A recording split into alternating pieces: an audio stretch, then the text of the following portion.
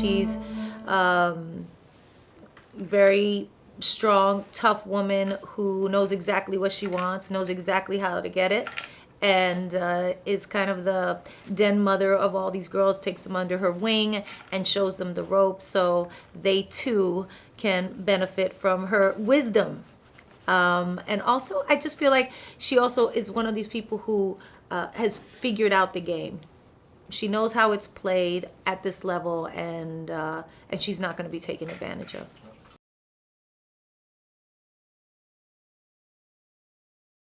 Destiny hasn't really figured out the game yet. She's kind of new to the game. And I think of Destiny as somebody who's kind of her whole life been looking for a female role model and a friend.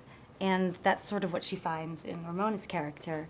Just somebody to look up to who not only owns her power, but like understands how to use it and like take agency and is just really sexy and beautiful while she's doing it. It's hard. Yeah, it's probably one of the hardest things I've ever done for a movie. It's really acrobatic. It's really athletic. These girls, even Cardi, who has done this in real life, told me, and she's like, I'm really good at it. I said, are you? I was like, you have to teach me because I'm just learning.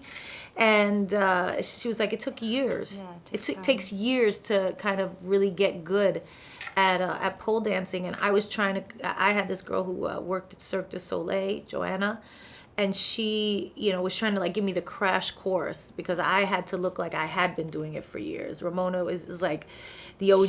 She's there. She's the best one in the club, and she had to look that way. So, but it was super hard. The training was really, it was like bang you up training, like bruises everywhere training.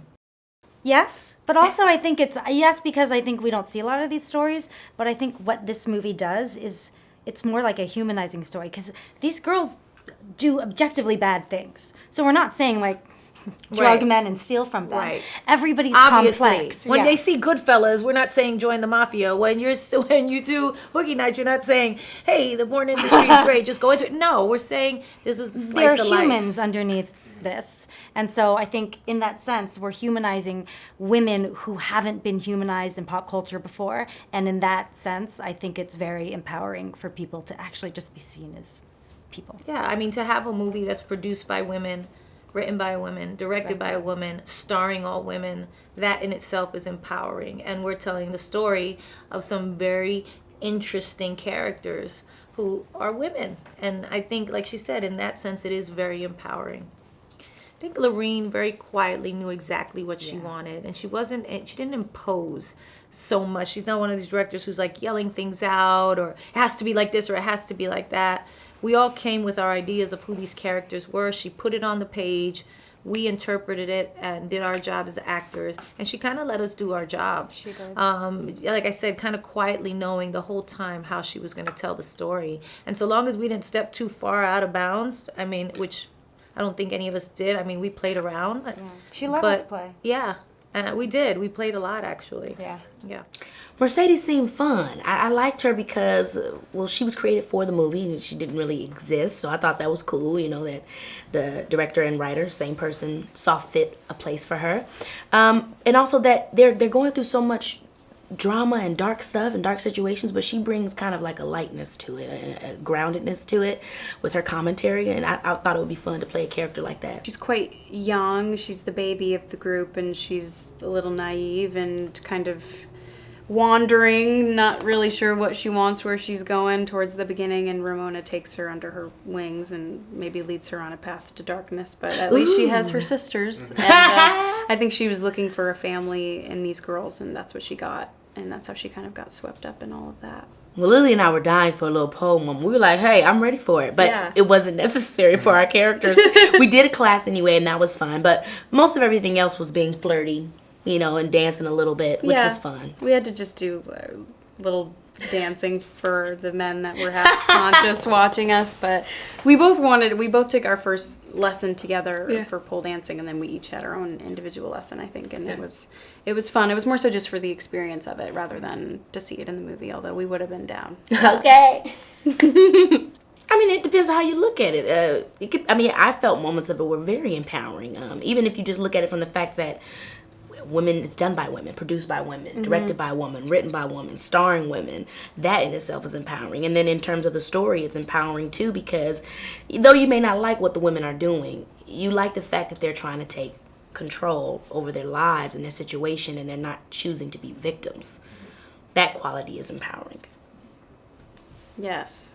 I think without Laureen, this movie would have been something completely different and maybe not as powerful or meaningful.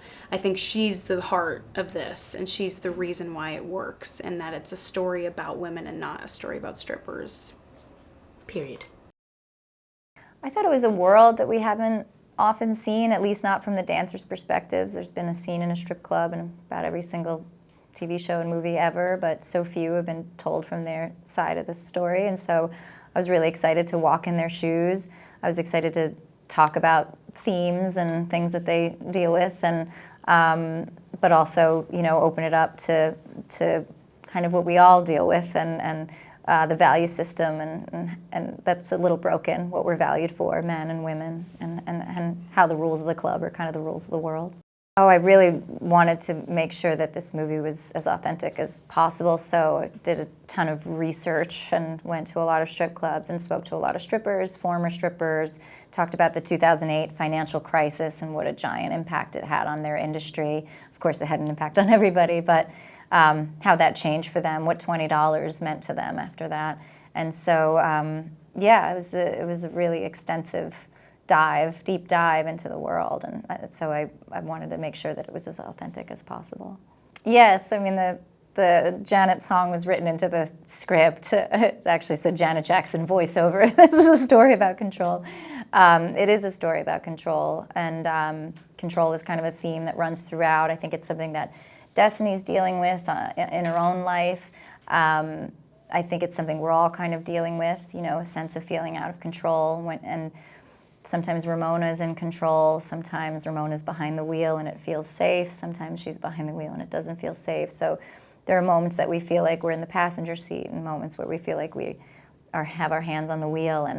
And for me, I wanted to speak to, you know, men and women, our gender roles, and how those value systems of, you know, men being valued for their money and success and power, and women being valued for their beauty and their bodies and sex and motherhood, and what the trickle down is of both of those in sort of a broken value system. And, you know, no judgment passed on anybody who works within that value system at all, but, you know, do we have a shot at rising above that?